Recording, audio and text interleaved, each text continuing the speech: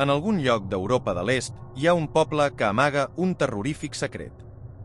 A primera vista pot semblar un com tants altres, d'aspecte lúgubre i depriment, esgavellats edificis de vivendes de formigó, monuments soviètics mig ensorrats i carreteres esquerdades. Durant el dia els seus habitants porten una vida anodina i rutinària, amb els seus quefers quotidians i els seus treballs en les declinants indústries pròximes. Però quan el sol, en el seu ocàs, apenes comença a fregar l'horitzó, un incomprensible i angoixós frenesí s'apodera de la localitat.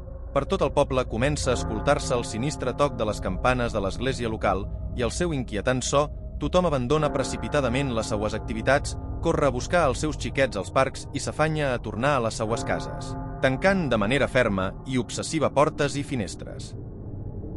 La luctuosa alarma cessa quan les ombres de la nit estenen finalment el seu mantell sobre el cel i els estels reclamen el senyoriu del firmament al sol. La boira baixa des dels turons i s'esmuny de manera fantasmagòrica entre arbres i vivendes, les finestres i portes de les quals romanen fermament tancades, mentre un silenci irreal i premonitori s'apodera de la vila. Però entre l'esgarrifosa quietud il·luminada per les poques faroles que encara funcionen comencen a veure's furtius moviments i formes obscures que ronden entre els vehicles estacionats, grunyin i clapotejant mentre observen els carrers deserts i vigilen els inaccessibles edificis, esperant l'aparició d'alguna víctima amb la que satisfer el seu apetit. Darrere de les finestres, alguns habitants del poble resen, altres tracten de distraure l'angoixa mirant la televisió i altres intenten tranquil·litzar els xiquets espantats. Ningú no eixirà de casa per cap motiu, per urgent que siga, fins l'alba. Tothom pronuncia en xiuxiuejos una mateixa paraula, Estrigoi. Era en aquest ombrívol lloc on fa molts anys vivien els germans Valeri i Nikolai, de 16 i 13 anys respectivament, amb els seus pares. Valeri i Nikolai es sentien molt units i, com la resta dels seus veïns, estaven acostumats a conviure amb la indefinida amenaça dels Estrigoi i, encara que complien escrupolosament amb les seues precaucions, no podien evitar sentir curiositat per allò que, per les nits, s'arrossegava i xisclava davant de sa casa, particularment el més jove dels xicots. I va ser per eixe motiu que les seues vides, i possiblement la de tot el seu poble, canviarien per a sempre amb una tragèdia que encara avui és recordada amb pesar i horror. Com qualsevol altre dia, Nikolai i Valeri havien passat la vesprada jugant al futbol en el descampat que hi havia davant del bloc de pisos on vivien, fins que la seua joia va ser trencada pel lúgubre toc de les campanes que anunciava l'ocàs d'aquell dia. Els dos germans, sabedors del que allò significava, s'afanyaren a tornar a sa casa. Apenes havien entrat quan son pare va segellar conscienciosament la porta, mentre a l'interior de la vivenda sa mare s'afanyava a tancar fermament totes les finestres. Un cop s'hagueren pres totes les precaucions habituals, la família va continuar amb els seus quefers quotidians durant el que restava de vesprada, ignorant els inquietants sorolls que començaven a escoltar-se ja des de l'exterior, fins que arribat el moment van seure a taula per a sopar. Durant el mateix, els va arribar un odol particularment proper i punyent. Un grup d'estrigois semblava estar davant mateix del seu edifici. Els pares van tranquil·litzar a Valeri i Nikolai, recordant-los que no els podia passar res mentre estigueren a casa i, sobretot, no convidaren a entrar a cap d'eixos monstres obrint una finestra a la seua vista o, especialment, tenint a l'interior de la vivenda alguna possessió d'ells. Perquè tal i com els ancians els havien ensenyat, aquells dimonis no podien entrar a una casa, malgrat ser perfectament capaços de destrossar portes, porticons o finestrons, a menys que algun dels seus habitants els convidara abans, bé obrint una porta o finestra a la seua vista, bé retenint alguna possessió seua. Aquella nit, Nikolai i Valeri se n'anaren al llit amb renuència, com de costum, després que els seus pares hi hagueren d'insistir no poc, car el dia següent havien d'anar a classe. En la seua habitació, els dos germans encara van estar parlant entre ells durant una estona. «Valeri, estàs dormit?» va preguntar Nikolai. «Sí», contestà el seu germà sense dissimular el seu fastig. «I com pots parlar si estàs dormit?» «Perquè sóc sonàmbul». El menut va ignorar la desgana del seu germà i prosseguir. «Valeri, no tinc son». «Doncs compte ovelletes». Nikolai va restar en silenci apenes un instant abans d'intentar continuar la conversa. A fora tornava a escoltar-se l'esvalot dels Estrigoi. «Valeri, Com creus que deuen ser els Strigoi? Buf, ja estàs una altra vegada amb això? És que tinc molta curiositat. Creus que seran com els vampirs que apareixen en les pel·lícules? La veritat és que me'ls imagina així, perquè no tinc tampoc cap altra cosa en què basar-me. Al capdavall, no els ha vist mai ningú en el poble. Però pensar que han de ser horribles. Possiblement, però també ha de ser increïble. Imagina-t'ho, et sentiries com el protagonista d'una pel·lícula, o fins i tot com un caçador de vampirs, armat amb estaques i crucifixors. Segurament serà quelcom així, va riure Valeri, secundant la broma de Nikolai abans d'adoptar una actitud més seriosa. Però Nikolai recorda que la mare i el pare i tots els majors sempre diuen que són molt perillosos i que per cap motiu s'ha d'obrir una finestra per la nit. I ara fes el favor de dormir-te ja, que demà no et podràs despertar ni amb un canó. Els germans s'aprestaren finalment a dormir. Valeri va sucumbir ràpidament, però Nikolai encara va restar durant una estona pendent dels grunyits i la bellugadissa dels Strigoi al carrer, presa dels seus pensaments, fins que finalment també es va sumir en un somni lleuger i intranquil. Una angoixosa voràgina d'imatges informes va fer que Nikolai despertara enmig de la nit, inquiet. La pesada respiració de Valeri indicava que dormia profundament, mentre fora continuava escoltant-se l'aldarull dels Strigoi. Semblava que eixa nit estaven particularment esvalotats, com si estigueren barallant-se, el que va fer que el desassossec i la curiositat pel que estaven fent o quin aspecte tenien s'apoderaren una vegada més del xic. Sobtadament, les corregudes i els grunyits cessaren i es va fer el silenci al carrer, així que Nikolai, mogut per un impuls de curiositat irreprimible, es va alçar i s'acostà silenciosament a la finestra, vigilant que Valeri no despertara. El noi va esperar al costat de la finestra durant uns instants, atent a qualsevol so que arribara des de l'exterior, però fora regnava ara un absolut silenci. Les advertències de Valeri i els seus pares van ressonar alarmantment al seu cap, però la curiositat acabà sent més forta, de manera que Nikolai va obrir suaument la finestra i desplegar les làmines dels porticons unes polzades, apenes el just per a poder observar el carrer, atent a qualsevol figura o moviment. Al principi no va ser capaç el xic de distingir res en la foscor, però després d'uns instants d'observació va poder entrellocar 2 o 3 figures humanoides, no haguera pogut dir quantes, que s'arrossegaven entre els arbusts. L'escassa llum de la lluna no permetia a Nikolai distingir bé les seues faccions, encara que era evident que eren grotesques i monstruoses, d'elevada alçada i prims però robusts. Caminaven generalment a 4 potes, però ocasionalment s'alçaven a 2 peus, com si ensumaren i observaren els voltants. Ansiós per veure'ls millor, Nikolai anava obrint més i més, quasi sense adonar-se'n, les làmines del porticó. En un moment donat, a Nikolai li va semblar que els Strigoi es posaven tensos i començaven a observar al seu voltant. Sentí com se li gelava la sang i ràpidament va tancar un poc el porticó, però va continuar observant per les escletxes. Va poder veure com un parell de monstres avançaven algunes passes cap a l'edifici, però de sobte la seua atenció semblà veure's atreta per alguna cosa i retrocediren. Nikolai va començar a tranquil·litzar-se en veure allò i obrir un poc més les làmines. Però llavors, de sobte, un fort colp va fer estremir-se el porticó i Nikolai, sorprès, va retrocedir i caigué d'esquena a terra. Van seguir més violents colps i un aspre rugit. Aterrit, Nikolai arribà a veure entre les escletxes de les làmines del porticó una ombra que s'agitava furiosament i uns pàl·lids i malèvols ulls rojancs. Aquella commoció va despertar a Valeri, que s'aixecà desconcertat sense entendre el que succeïa, però abans que poguera preguntar-li res al seu germà, una grisenca i ossada mà, dotada de llargues urpes i ornamentada amb diverses joies, s'esmunyi per una de les escletxes, agitant-se salvatgement i estenent-se cap als esglaiats xics.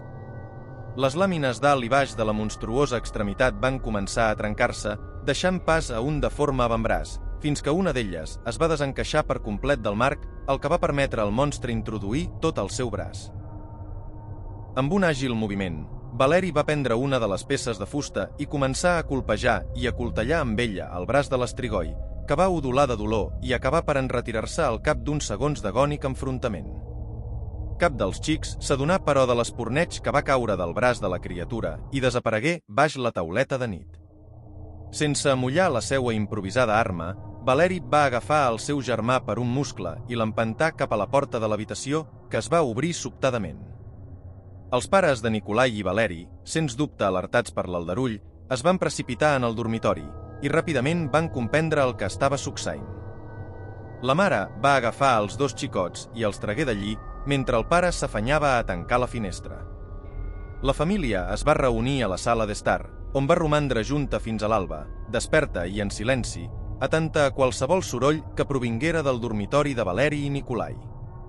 Res, però, va succeir ja aquella nit. El matí següent, Nikolai i Valeri no van anar a classe, doncs encara estaven massa torbats, encara que això no va ser excusa per a que el consternat Nikolai fora reprès de manera agra i fragorosa pels seus pares, que li deien que sabia perfectament que no s'havia d'obrir mai una finestra per la nit i que amb el seu gest irresponsable els havia posat en perill a tots. Quan Valeri tractà d'intercedir pel seu germà, també ell va ser rudament renyat pels seus pares, que li van dir que com a germà major hauria d'haver vigilat més atentament a Nikolai. Finalment, Valeri i Nikolai van ser castigats durant 3 mesos. En la seva habitació, Valeri va tractar de reconfortar a l'afligit Nikolai, que es va disculpar amb el seu germà pel que havia fet i per haver-lo ficat en eixe embolic. Valeri li va llevar importància i li va dir, fent broma, que esperava que amb això haguera sadollat la seva curiositat i que si tornava a obrir la finestra per la nit li tallaria les mans, mentre empentava afectuosament el seu germà. Nikolai somrigué i li ho prometé mentre s'abalançava sobre Valeri, començant els dos germans un enjogassat forcejament. Tota la família va passar també aquella nit junta a la sala d'estar, temorosa pel retorn dels Strigoi, però no succeí res igual que les següents. Finalment, Valeri i Nikolai i els seus pares, pensant que potser els Strigoi no els anaven a molestar més, tornaren a dormir en les seues respectives habitacions. Van passar així algunes setmanes, i ja l'incident amb l'Strigoi començava a ser oblidat quan una nit Nikolai va despertar sobtadament enmig de la foscor, inquiet. Li semblava haver escoltat un colp, encara que no sabia si era real o només la seua imaginació. Va restar uns segons escoltant atentament, fins que sobtadament s'escoltà un nou colp i després un altre, amb creixent intensitat. Provenien de la finestra del menjador. Valeri ja s'havia despertat també, i el jove ràpidament va intentar tranquil·litzar el seu germà menut. La mare dels xics va entrar a la seua habitació amb gest preocupat i els va dir que no isqueren d'allí i tancar la porta. Els dos germans, darrere d'ella, van escoltar les passes de son pare i sa mare corrent cap al menjador des d'on continuaven arribant els repetitius colps en el porticó. Llavors, però, un sobtat i terrible estrèpit de cristalls trencats va posar fi a la tensa espera, seguit pels furiosos rugits dels Strigoi i els crits d'horror dels pares de Nikolai i Valeri, paralitzats de terror per aquell esgarrifós aldarull. Sobtadament, Valeri va agafar el seu germà i l'instà a amagar-se baix del seu llit, mentre fora, els crits dels pares dels dos nois ja s'havien apagat, tot i que continuava escoltant-se la trencadissa i els belluguejos dels Strigoi. Valeri, amb expressió fosca i angoixada, s'adreçà a l'esglaiat Nikolai, amagat ja baix al llit. Nikolai, escolta'm atentament, els Strigoi entraran ací tard o d'hora, vaig a sortir corrent i tractaré de treure'ls de casa i allunyar-los. Com? Estàs boig? T'atraparan, va replicar Nikolai sense deixar acabar a Valeri. Aquest va ignorar les queixes del seu germà. Passa el que passa i escoltes el que escoltes, no isques d'ahir fins que veges la claror del sol. No, per favor, Valeri, no em deixes, tinc por, t'agafaran, va gemegar l'angoixat Nikolai. Valeri va somriure, tot i que la seua expressió exhibia una profunda preocupació i prengué la mà del seu germà, apretant-la afectuosament. Nikolai encara va seguir insistint uns segons, però finalment, conscient que el seu germà no anava a canviar de parer, li va preguntar amb un fil de veu. Valeri, tornaràs, veritat? Valeri no va respondre, encara que va apretar més fort la mà del seu germà, li acaronà el cap i va sortir precipitadament de l'habitació. Apesarat, Nikolai va escoltar com Valeri obria la porta de la casa i corria escales avall cap al portal, i els crits i moviments dels Strigoi que es llançaven darrere d'ell. No trigà el noi en escoltar el seu germà corrent fora de l'edifici i les sordes passes dels monstres que el perseguien. Va ser en aquell instant quan Nikolai descobrí baix la tauleta de nit, un xicotet joiell daurat que aviat va reconèixer com procedent de les joies que portava en el braç l'estrigoi que els havia atacat feia algunes nits, i horroritzat va comprendre perquè les abominables criatures havien pogut penetrar ara a sa casa. Llavors, però, li arribaren des de l'exterior al terroritzat Nicolai els crits apagats del seu germà, entre l'esgarrifós aldarull dels grunyits dels estrigoi. Els crits de Valeri es van apagar al cap d'uns pocs segons, i poc després també l'esvalot dels estrigoi, deixant un pertorbador i ominós silenci. Nicolai, immòbil baix al llit, necessità encara un temps per assimilar el que acabava de succeir, però finalment la més profunda angoixa es va apoderar d'ell i en la quietud d'aquella terrible i atziaga nit va plorar fins que no li van quedar llàgrimes i s'adormí creventat de dolor. El sol ja brillava quan unes veus desconegudes van despertar a Nicolai, que s'agutzonà espantat en el seu amagatall. De seguida, però, s'adonà que ja era de dia i que es tractava de veus de persones. Abans que haguera pogut eixir de baix del llit, algú va entrar a l'habitació. Es tractava d'un policia. El sorprès agent va prendre el xic amb delicadesa, reconfortant-lo i comprovant que estava bé, i el va acompanyar a l'exterior.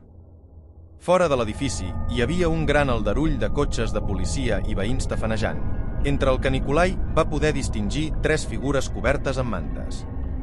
El policia va dur a Nicolai fins a una ambulància, on els sanitaris van comprovar que el noi es trobava bé i una treballadora social va córrer a fer-se càrrec d'ell.